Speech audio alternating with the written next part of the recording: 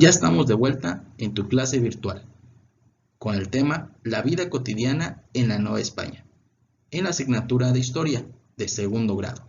El aprendizaje esperado del día de hoy es que el alumno reconstruya las características de la vida diaria en diferentes ámbitos de la sociedad colonial que caracterizó al virreinato. Vayamos a conocer el video, saquemos las notas principales y regresamos con ellas para analizar este tema.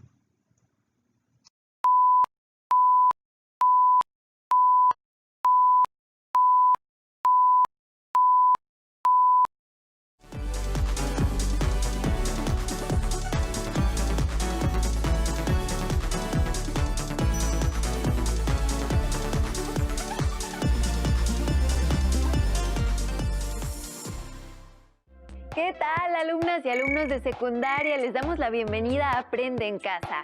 Antes de iniciar, tengan a la mano hojas y lápiz para anotar las ideas principales que detecten, comentarios y las dudas que les puedan surgir. Todo es importante. Recuerden integrar los apuntes a su carpeta de experiencias para que al regresar a la escuela la presenten a sus docentes.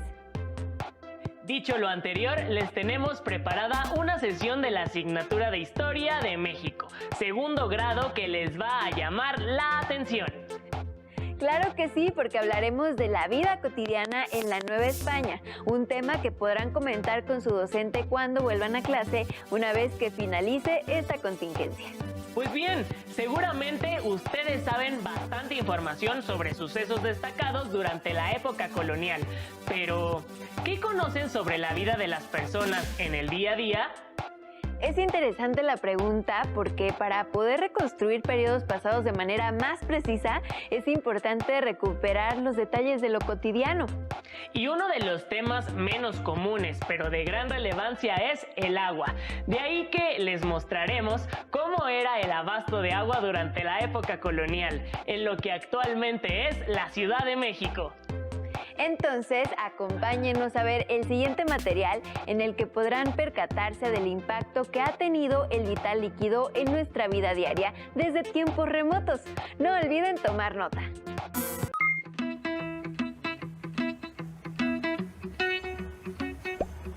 Los arcos que seguimos terminaban en esta fuente. Esos arcos formaban parte de un acueducto. ¿Te imaginas cuando funcionaba? El agua corriendo por el acueducto, salpicando por todos lados. Y la gente con sus vasijas tomando agua de la fuente para llevar a sus casas.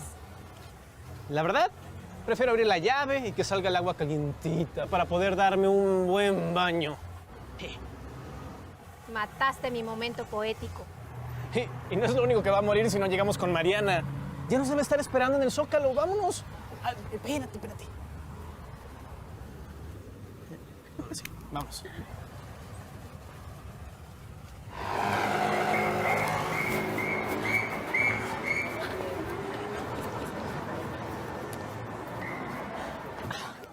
¿Dónde andaban?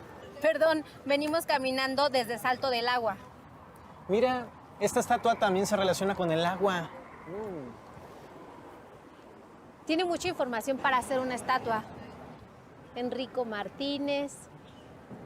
Lago de Xochimilco, lago de Texcoco,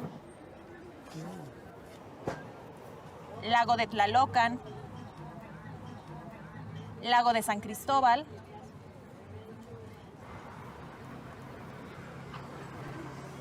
lago de Zumpango. Es verdad. Si la Ciudad de México estaba construida sobre un lago, ¿por qué se necesitaba traer el agua por el acueducto?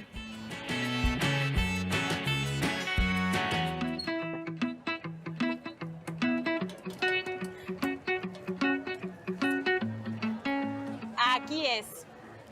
Según esta información, esa máscara recuerda el nivel que alcanzó la inundación que vivió la Ciudad de México en 1629. Debe ser casi 2 metros de altura. Al parecer, fueron fallas del sistema de desagüe construido por Enrico Martínez. ¿Cuántos problemas de agua tenía la ciudad durante la colonia? Los mexicas habían construido obras hidráulicas muy sofisticadas que armonizaban con el resto de la edificación de la ciudad. Con la conquista, Estas se destruyeron y el que la ciudad estuviera en un islote se convirtió en un problema para los españoles. A los españoles les ha de haber resultado muy difícil secar los lagos para transformarlos en pisos de tierra y poder edificar sobre ellos. Esto se está poniendo interesante. Hay que seguir investigando a ver qué más encontramos. ¿Acaso piensas que este puede ser el tema del videoblog? Yo solo digo que sigamos buscando información. A mí me interesa esto de la inundación. Yo sigo pensando en el acueducto.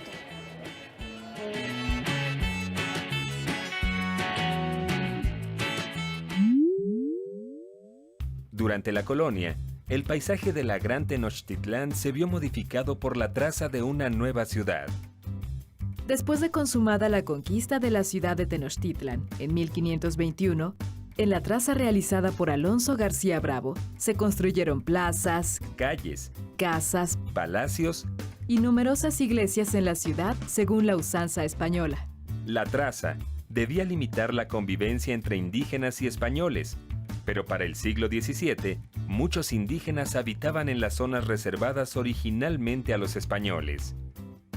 La convivencia diaria y las mezclas étnicas dieron origen al establecimiento de las castas, y con esto las costumbres de todos los grupos se fusionaron dando origen a una nueva cultura.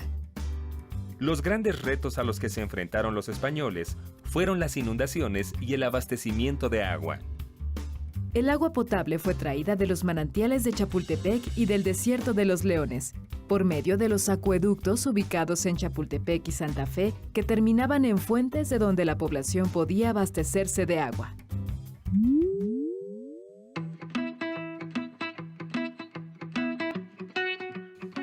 En septiembre de 1629 cayó un tormentón. Llovió durante más de 36 horas y obvio, la ciudad se inundó. Y la inundación duró 5 años. Diego, toda la ciudad era como un lago. Sí, pero el agua llegaba hasta los balcones, la gente se desplazaba con canoas en lugar de con carruajes. ¿Y tú qué has encontrado, Perla? Los acueductos no eran el único sistema de abasto de la ciudad. ¿Ya ves? Y en tu novela ya te habías imaginado a los novios paseando un domingo por la fuente. Escucha, durante todo el periodo colonial existieron en la ciudad acequias, artesianos y canales. ¿Y qué son cada uno de esos? Sepa la palabra. Antes de la conquista, los mexicas habían construido un sofisticado sistema hidráulico que les permitía un hábil manejo y aprovechamiento del agua, y a su vez proteger a la ciudad de las inundaciones. Durante la colonia, con la destrucción de la antigua traza, se generaron diversas alternativas para solucionar los problemas de abasto de agua en la ciudad. Los acueductos de Chapultepec y Santa Fe transportaban agua en forma de flujo continuo desde los manantiales hasta un punto de consumo en la ciudad.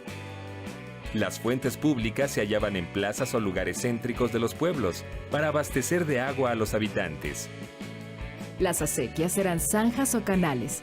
A través de ellas se recolectaba el agua residual y de lluvia para llevarla fuera de la ciudad. Algunas continuaron siendo navegables y se usaron como vías de transporte para adentrarse a la ciudad. Los artesianos eran pozos poco profundos. Sus aguas se utilizaban para el riego de jardines de las casas y para el aseo de las casas. Y los canales, como el de la Viga, eran utilizados especialmente para el transporte de alimentos y flores provenientes de Xochimilco.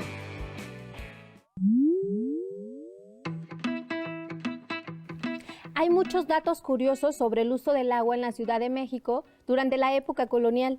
Mira, la gente usaba el agua de las acequias para bañar a los caballos. Y había personas que se bañaban en ellas y lavaban ahí su ropa. Este sí que es un dato curioso. Uno de los oficios mejor pagados durante esa época fue el del aguador de cántaro o de chochocol. Les pagaban $1 por cada cántaro o chochocol de agua que llevaban hasta las casas. Yo sí los pagaba. Ni siquiera sabes cuánto valía $1. Ay. La gente con mayores recursos tenía fuentes particulares en sus casas. Los conventos y algunos edificios públicos también tenían fuentes privadas. A ver, Diego, ahora di que te hubiera gustado ser monje para no tener que salir a traer el agua. ¿Estás loca? Su forma de vestir nunca estuvo a la moda.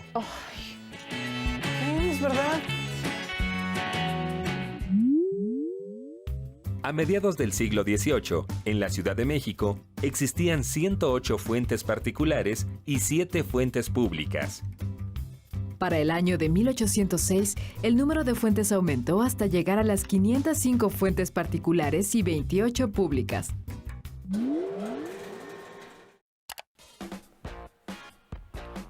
¿Qué tal, amigos? Gracias por acompañarnos una vez más a Red Conociéndonos. Quiero enseñarles este vaso con agua y agradecer que no tuve que salir de mi casa para conseguirlo. Y aunque para los que vivimos en la ciudad esto es lo más común, necesitas saber que no siempre fue así. Los mexicas primero y luego los españoles construyeron acueductos para traer agua potable de los manantiales cercanos.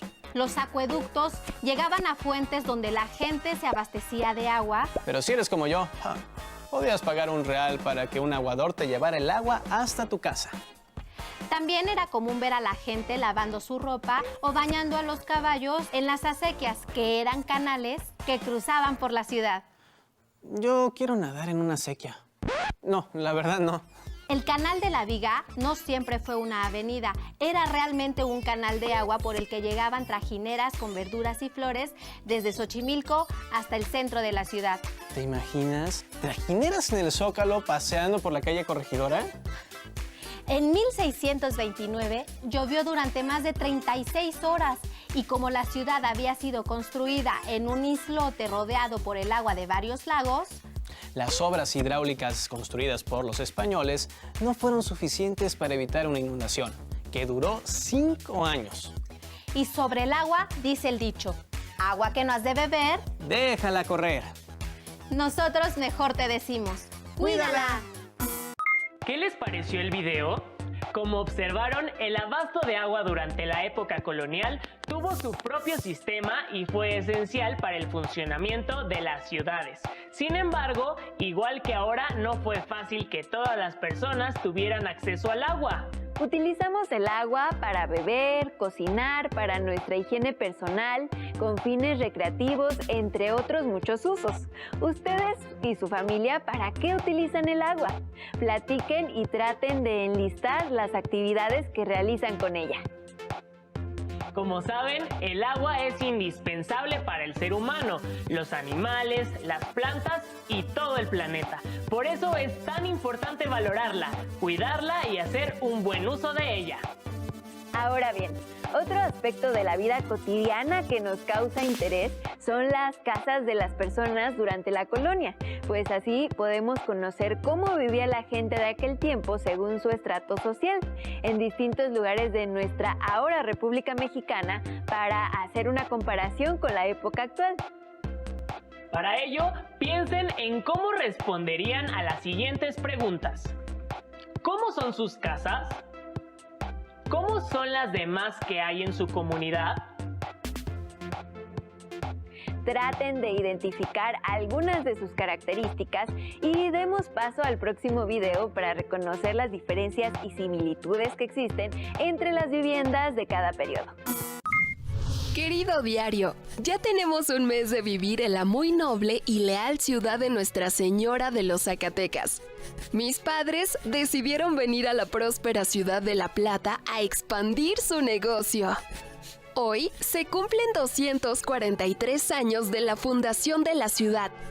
Los festejos se llevan a cabo al pie del Cerro de la Bufa y se cantan misas y vísperas a la Señora de los Remedios en la iglesia principal frente a la Plaza Mayor.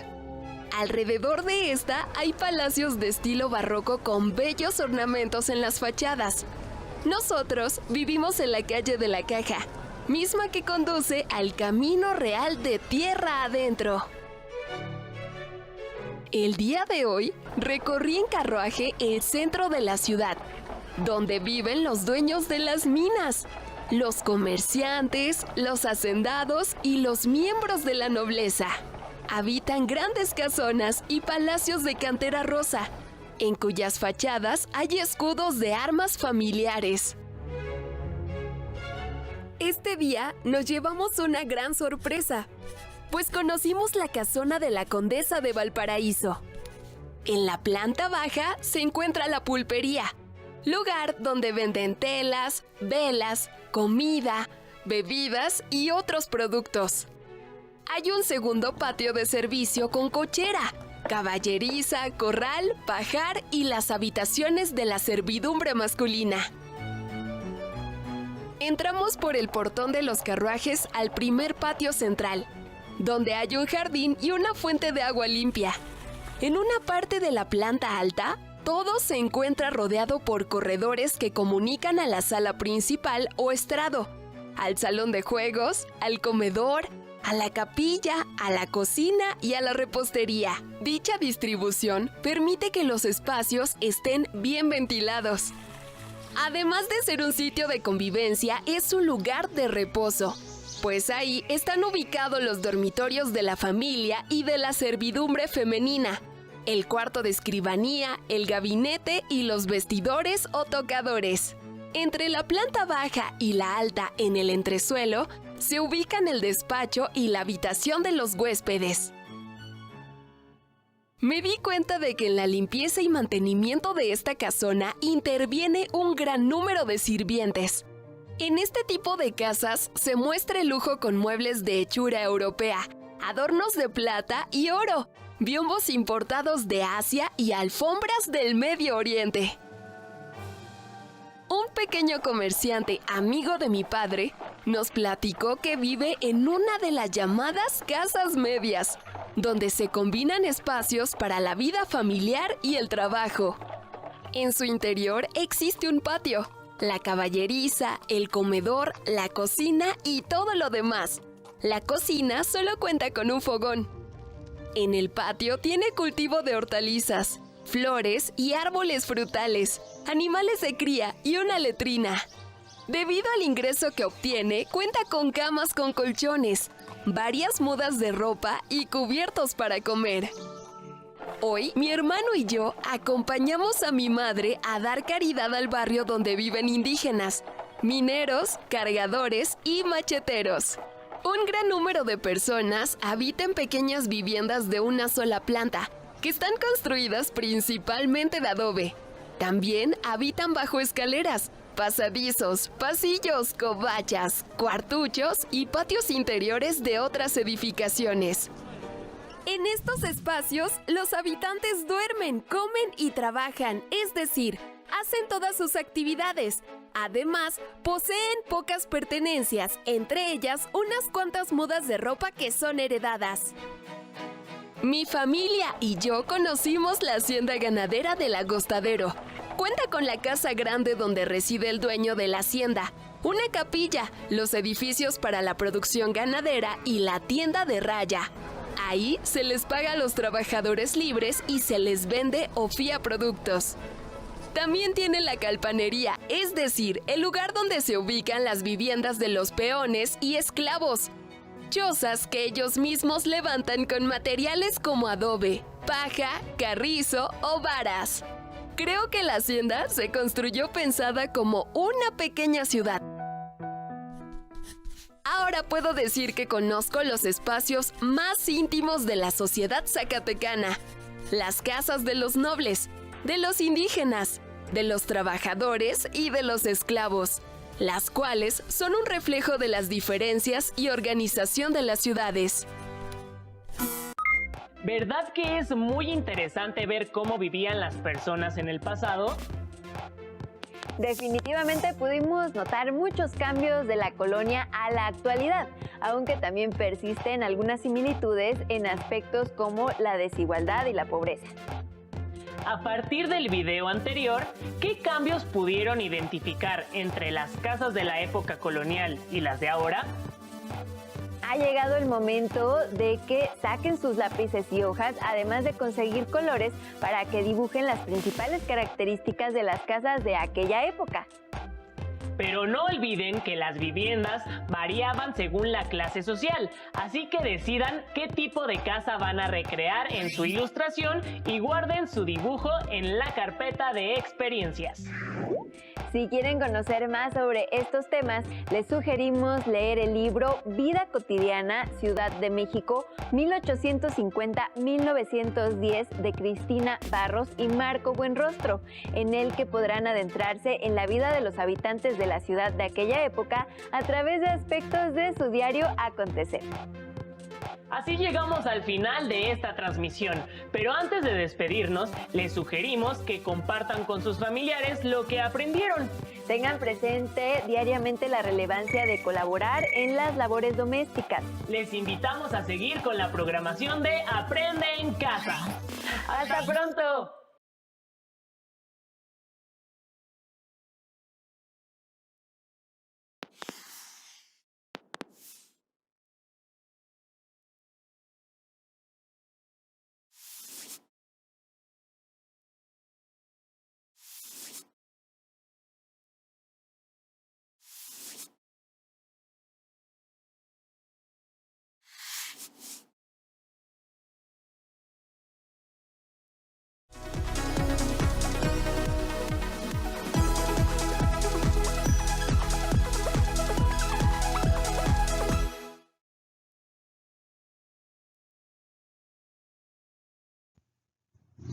Durante la antigüedad, las clases sociales siempre han existido y nos damos cuenta en esta parte del video que las diferencias son muy notorias por los diferentes tipos de casas que pudimos observar. Vayamos a analizar los conceptos anotados en tu clase del día de hoy. Acompáñame.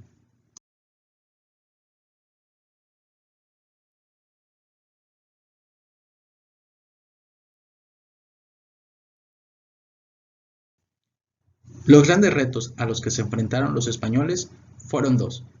Uno, las inundaciones, y por el otro lado, el abastecimiento de agua. ¡Qué gran contrariedad! ¿No lo crees? Las acequias eran zanjas o canales donde se recolectaba el agua residual de lluvia para llevarla fuera de la ciudad. Los artesanos eran pozos poco profundos.